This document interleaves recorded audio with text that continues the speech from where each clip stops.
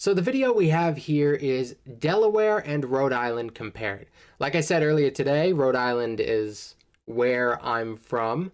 Delaware and Rhode Island, neither of which have a very exciting, popular reputation. And I emphasize the word popular reputation because there's a lot of interesting stuff about my state.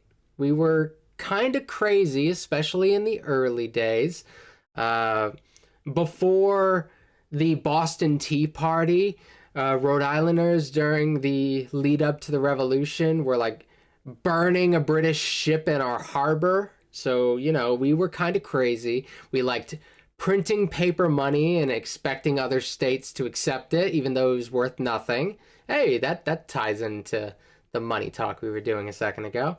Everything connects. And we were generally hard to work with. So I consider that to be pretty interesting. But generally, in the broader United States, we're not considered the most exciting. And Delaware, I don't know as much about Delaware. I'm not from Delaware.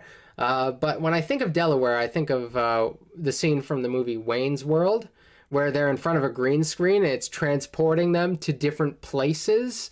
And then the punchline of the joke is they end up in Delaware, and then they just stop being excited, stare at the screen and say, "We're in Delaware." Because they had nothing to say about being in Delaware.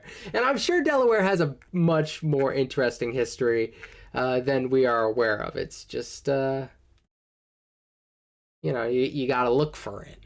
Like my state, you just got to look for it. There's some interesting stuff there. So I'm excited to learn a little bit more about Delaware, with it being such an understated state.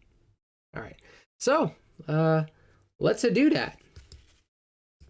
Sponsored by Amped Up Learning, Delaware and Rhode Island. Wait, Delaware? Or imagine being able to be magically whisked away to Delaware. Hi. I'm in Delaware. There it is. That's the exact thing I was talking about. That's the movie. Oh God. And I'm sure that's the first thing a lot of people think when they think of Delaware. I'm clearly guilty of it. It's the first thing I felt the need to reference. And Rhode Island? It's not an island. Well, actually, that's Rhode Island. Today, it's more commonly known as Aquidneck Island. The official name of Rhode... Yeah, I had to explain this to somebody very recently. So Rhode Island used to be, until the most recent election, we had a direct ballot initiative to change our state name, and our official state name right now is Rhode Island. Before that, our state name was the State of Rhode Island and Providence Plantations. That was the name of the state, and it was the longest name for a state in the Union. It no longer is that. We dropped the and Providence Plantations part, so we just call it Rhode Island now. But it's because like this region on the right would have been Rhode Island, and like the mainland stuff largely was known as Providence Plantations, and it all kind of came together into one thing. So technically the whole thing is not an island, but there are islands. We have Newport, which is it's like a rich person vacation spot. We got Jamestown. We got some interesting island locations in the nice parts of Rhode Island. I don't live over here. I live in the Providence Plantations Today, it's part. more commonly known as Aquidneck Island. The official name of Rhode Island is actually the State of Rhode Island and Providence Plantations. And this is before the election, so this was correct at the time. So the name, as it is usually shortened to, ignores the fact that the majority of the state is on the mainland. Meh. Although I will begin by saying you shouldn't judge a state by its size. Delaware and Rhode Island are the two smallest states in these United States. But Delaware can brag that it's twice as big as Rhode Island. But Rhode Island has a bigger population, as well as the second highest population. Population density, I find when I'm talking to European people, and I talk about like population density in the United States, they'll be like, there isn't a very high population density. I'm like, my state has a pretty high population density. Well, maybe compared to some places in Europe, it doesn't as much. But the United States, we're just kind of laid out a little bit different in the new world as opposed to the old world. So when I say we have a decent population density, it really only is in comparison to a lot of other places in the United States. We're small, but we got over 1 million people. That's pretty good. But Rhode Island has a bigger I wish there was less. population, as well as the second highest population density of any state. Yep, despite being the smallest state, Rhode Island also has a bigger population than South Dakota, North Dakota, Alaska, Vermont, and Wyoming. Delaware's population is growing at a much quicker pace, though. Both have probably the most low-key areas of the Northeast megalopolis. A part of the country that contains more than 17% of its entire population, or some 50 million people, on less than 2% of the country's land area. While both can feel somewhat isolated, my life has basically been lived within that region. I've gone to Florida a few times, but otherwise my life has been lived within that Northeast megalopolis region. So I don't know much outside of that. they are certainly not. Providence, the largest city in Rhode Island, is just an hour drive to Boston and a 3.5-hour drive to New York City. Wilmington, the largest city in Delaware, is just a 2-hour drive to New York City, a half-hour drive to Philadelphia, an hour-and-a-half drive to Baltimore, and a 2-hour drive to Washington, D.C. Due to being so close to all these major cities, both states are often overshadowed by them. Both are coastal states by the Atlantic Ocean, but Delaware is further south, part of the mid-Atlantic region of the country. More specifically, part of the Delmarva Peninsula. Rhode Island is part of a region known as New England, not to be confused with Old England. Common misconception. That was a really bad. We're not actually England. A lot of people think we are, but we're not. Joke, I do that sometimes, and I'm sorry. Rhode Island is nicknamed the Ocean State. A big reason why is because bays and inlets make up around 14% of its total area. It has lots of beaches. Narragansett Bay is the big one. It's actually New England's largest estuary, and over 30 islands are within it. Oh, but Delaware has lots of beaches as well. So Rhode Island may seem beautiful, but it's kind of an expensive place to live. If you want to live in like the really nice places. If you want to live in like Pawtucket and don't mind getting stabbed, then yeah, you might be okay. You might be able to find a decent place. But if you want to live in like these nice, beautiful, beachy places, you've got to be pretty wealthy. Some of the most wealthy people in the country have homes in Newport. The Delaware beaches are often ranked as some of the nicest in the country, and the water tends to be cleaner than in Rhode Island. Delaware's big bay is called the Delaware Bay, of course. Both states are flat and have low elevation. Delaware has the lowest... Can I see what he was doing there? Okay, I just wanted to see what the footage here was. I recognize that. Low elevation. Delaware has the lowest elevation on average of all states in the country. Rhode Island has the 4th lowest average elevation. Delaware has a humid subtropical climate, whereas most of Rhode Island has a humid continental climate. Basically, while the ocean can moderate temperatures in both states, it certainly gets colder in Rhode Island, with it being further north and all. While both... Rhode Island, we are very... tolerant of the cold, I would say. But we do have a very large population that leaves for the warmer seasons. But generally, we learn to deal with the cold. And being both in a kind of cold place and near the ocean, it's just different. So I'm told by people who've also lived in places like at a similar line on the map, but just not as close to the water. This is just what I'm told, though. Like I said, I haven't traveled all that much. states have 4 seasons, Rhode Island's summers are more mild and its winters colder. While both states get about the same amount of annual precipitation, Rhode Island generally gets more than twice as much snow as Delaware. Both can get hurricanes, although Delaware often gets lucky and doesn't get directly hit by them. Rhode Island also gets hit more by nor'easters, a special type of hurricane that gets stronger from cold air. Rhode Island's economy historically has been dominated by industry, while Delaware's has historically been dominated by agriculture. So, Rhode Island, it is full of old textile mills where when the United States was first getting started,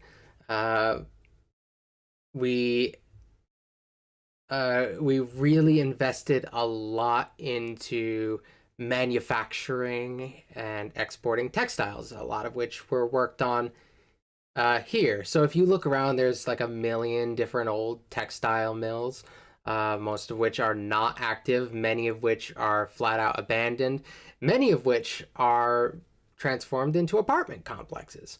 But yeah, they were once textile mills, and it's one thing that you'd see pretty much anywhere you go around here. I used to work for a professional wrestling company as a camera guy, and they used to run their shows out of an old textile mill, which is kind of weird, and it felt very, very underground. Industry, while Delaware's has historically been dominated by agriculture. Delaware has better farmland, so that makes sense. Of course. Yeah. Delaware is more ethnically diverse. However, the majority of people in both states trace most of their ancestry back to Europe. Oh yeah, how about a little history? Before Europeans settled what would become Delaware, American Indian nations lived in that area, of course. The Delaware, or Lenni Lenape, lived mostly along the coast, while the Nanticoke also lived throughout the Delmarva Peninsula. Meanwhile, the Wampanoag, or specifically Narragansett, lived in the area which would become Rhode Island. Those early days were rough, as the area got caught up in King Philip's War. The Dutch were the... We mentioned King Philip's War a little bit in the last stream when we were checking out that Atun Shea video on the Puritans. That is something I do intend on returning to on stream, not this week, but eventually we are going to be getting back to something related to that, because that's its own really big story. I would hate to just give it a passing mention. First Europeans to settle in Delaware, putting a trading post there in 1631. 5 years later, the Massachusetts Bay Colony kicked out a dude named Roger Williams for having different religious views. He ended up at the north end of the Narragansett. So if you weren't here last week, we talked a good amount about Roger Williams. So he was one of the big voices for separation of church and state, which, you know, that's a really interesting idea in the United States. Like, it's not that uncommon, though. Well, kind of. We hadn't really come around to that yet. While we, in a lot of ways, were founded on religious freedom was treated as kind of a one-way street. We go here from Europe to get religious freedom for our particular sect, and that freedom includes the freedom to throw out the people who have other ideas. That's how that went. So that's Roger Williams' thing. And he came over and founded Rhode Island, I guess, as something a little closer to what it is today. Bay got land from the Narragansett chief Canonicus and called the area Providence Plantations. He made it a place where folks could practice their religions freely. A couple years later, and that explains the name. He was a Puritan. That's how they got that. Other rabble-rousers who wanted religious freedom, like Anne Hutchinson, joined him on nearby Aquidneck Island, aka Rhode Island, and also bought lands from the local American Indians and established settlements. In 1644, the colony of Rhode Island and Providence Plantations was established and became well known as the, quote, freedom of religion place. Meanwhile, the Swedes had also settled in Delaware. Their colony, New Sweden, lasted 17 years before the Dutch led led by Peter Stuyvesant, conquered it and made it part of New Netherland. But in 1664, the English conquered the Dutch and took it over. In 1682, William Penn, the Quaker dude who started the province of Pennsylvania, wanted better access to ports for his colony, so he leased Delaware. Pennsylvania governed Delaware until 1701, although both colonies shared the same governor up until the American War of Independence. I believe that's how slavery was introduced into... Yeah, I think that's how slavery was introduced into Pennsylvania, because I believe the Dutch had already brought enslaved people into Delaware, and then the system was kind of brought into Pennsylvania from there. I believe that's what it was. Or maybe it was Maryland. Maybe it was like they brought it into the Maryland region. It was one of the others. It was like something close to Pennsylvania already had slavery, and that's when Pennsylvania started incorporating it from then. Hello, Aiden. I don't know if I'm going to be doing GeoGuessr today. Maybe I'll do it at the end if I get through all the videos I want to do, but I have a lot that I want to do today, so I don't know. We'll see. I am not a Protestant Puritan. I'm not personally all that religious. I don't know, I don't have strong thoughts on it anymore. But a lot of people around here are Protestant, though we have a lot of Irish Catholics in the Northeast. So that's interesting. Although both colonies shared the same governor up until the American War of Independence. During colonial times, Rhode Island and Providence plantations maintained its status as a safe place for religious freedom, whereas Delaware became known as a... Well, then I misspoke there. They're not Protestant Puritans, because like Puritan is kind of like a dying concept. Like you can use the term, but like very few people would identify as a Puritan without like a really strong historical understanding of it. But you know, I'm saying words. Place just correcting myself, my bad. Where indentured servants and later slaves came after Virginia and Maryland started to become more crowded. On May 4th, 1776, Rhode Island became the first of the 13 colonies to break away from British rule. But on December 7th, 1787, Delaware became the first state to ratify the U.S. Constitution. You know what? This is actually a very... the more he does, the more this is starting to make a lot of sense. We have so many parallels between them. So before the Declaration of Independence, which is where all of us split off, Rhode Island was like, well, I'm not waiting for them. We're going to split off already and do our own thing. And we were already kind of doing that. Rhode Island has always had a very independent nature to it, so that's interesting. But we were also the last to join the Union, while Delaware was the first. So every state had to decide, hey, we want to become part of these United States. And Rhode Island just held out until the end. But now it gets to the point where, oh, Rhode Island is the only one that hasn't joined. Now we're left out. They have a lot of land around us, a lot of power. This is probably not something we can hold out on for too long. So eventually Rhode Island buckles and joins the Union. 13th out of 13 of the existing states at the time.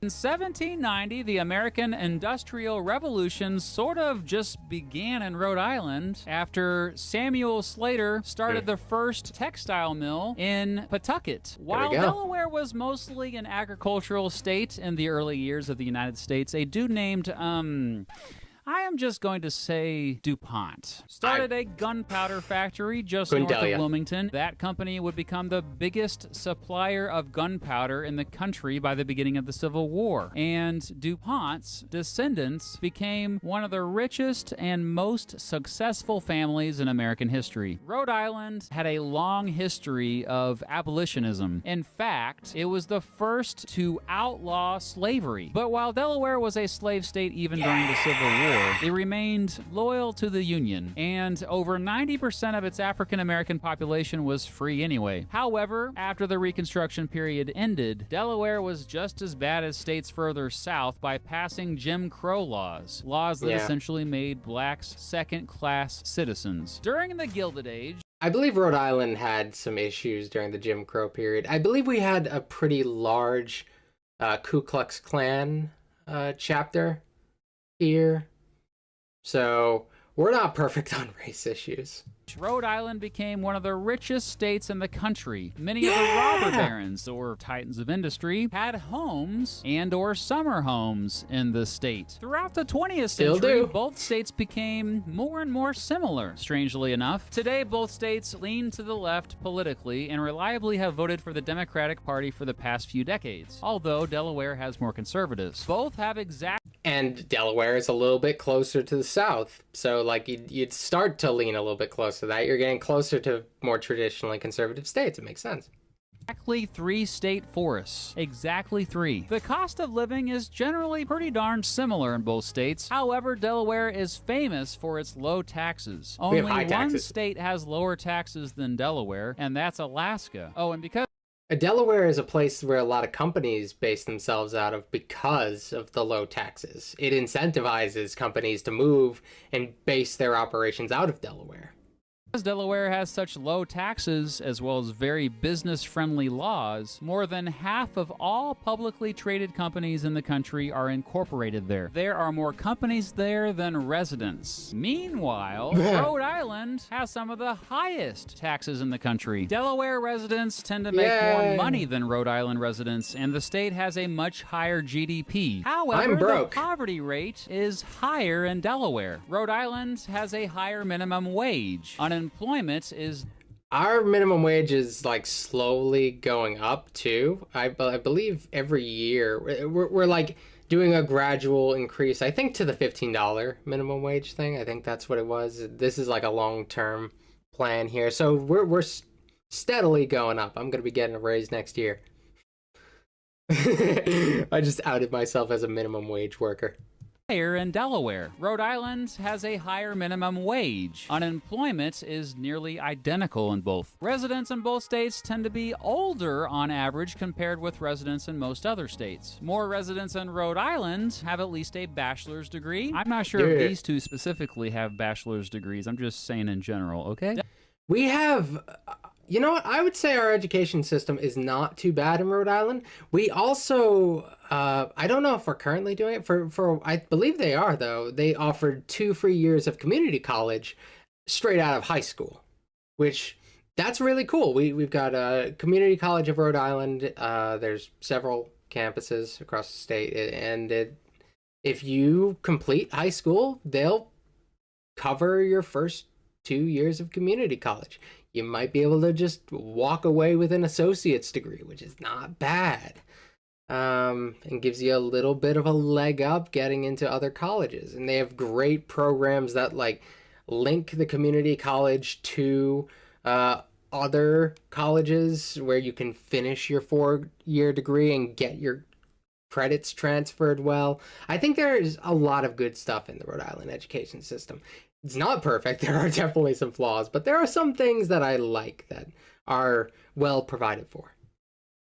That might seem like no big deal to some places, but in the United States, we don't typically do that stuff.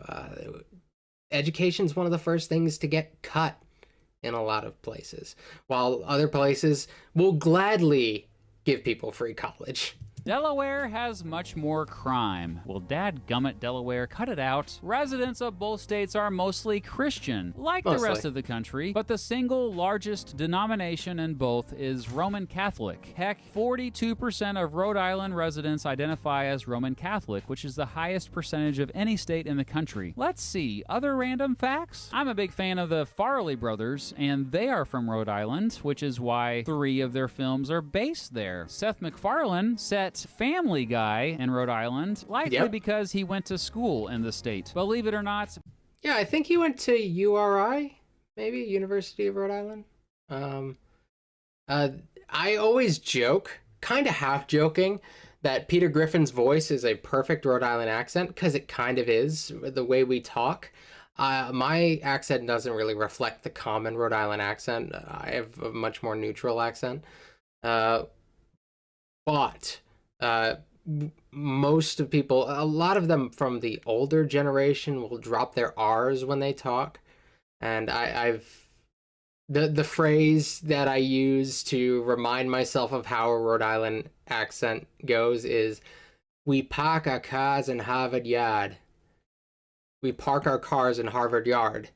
No, we park our cars in Harvard Yard. And I start to go into like a Peter Griffin voice, because it's not how I naturally talk. Despite being from Rhode Island, and my mother talks like that, my aunt talks like that, my dad kind of talks like that, but I don't really talk like that. I don't know what happened there.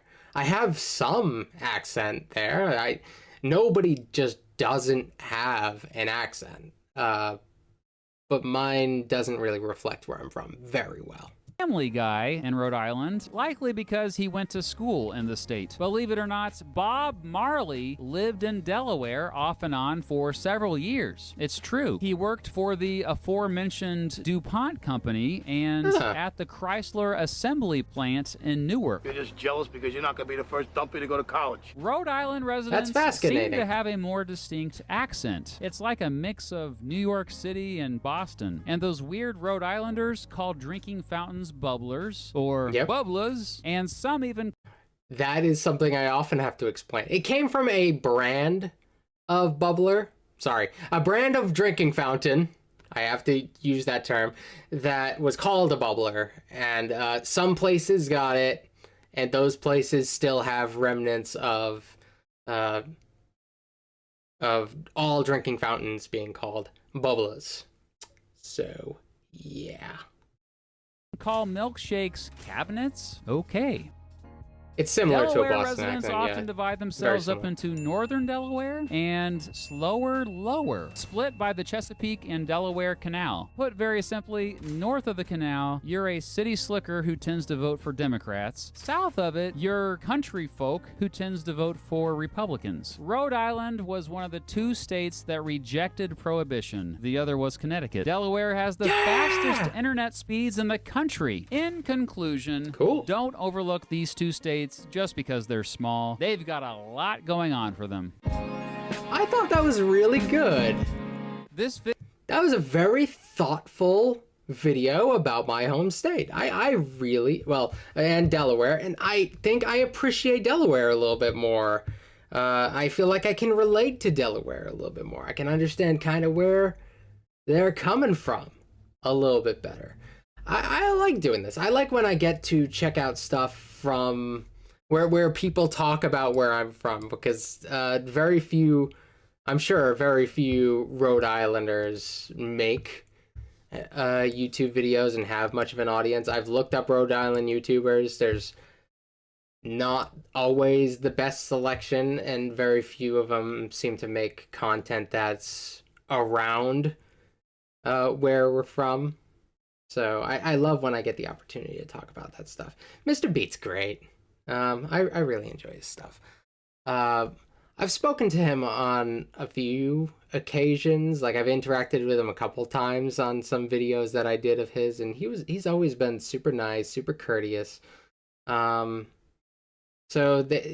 I really enjoy him. I think he's got a good head on his shoulders.